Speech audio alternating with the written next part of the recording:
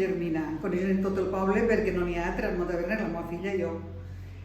I tinc 75 anys. Des de 60 o 60 i alguna ja estic jubilat. I podries contar-nos un poc què has estudiat, quin ha sigut el negoci que vas decidir obrir?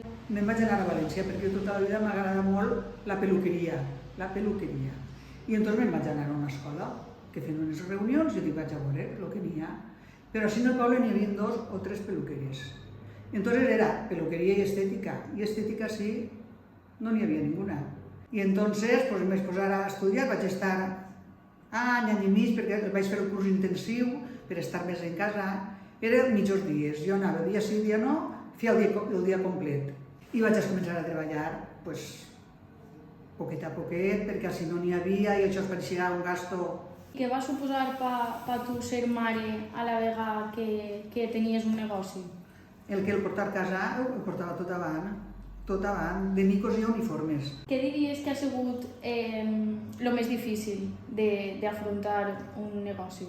Ai, el més difícil, n'ha hagut voltes molt mal, perquè quan eren festes, jo van ser les meves filles festes no les poder arreglar, perquè jo tenia feina. I jo no podia parar de fer la feina perquè els col·legis s'havien de pagar. I quin missatge t'agradaria donar-los a aquelles dones que volen estudiar? Pues que siguin emprendedores, que facin el que els agrade. Si no són bones per estudiar, són bones per tindre un ofici. Però n'hi ha que treballar i no conformar-se en estar en casa. Això no. N'hi ha que eixir i estar al dia. Bueno, este és el primer, el títol que val para ser esteticien. Entonces de professional només estava en la Malvarrosa, ara ja n'hi ha en tots els puestos. Entonces això ja eren 3 o 4 anys i jo vaig dir, no, jo em conforme en això. No podia, jo tants anys no podia. Si no ho haguera fet, que després em van buscar per fer coses i jo, per no soltar casa, no la vaig soltar, que a mi em van buscar València, a la meva escola i tot perquè em quedara.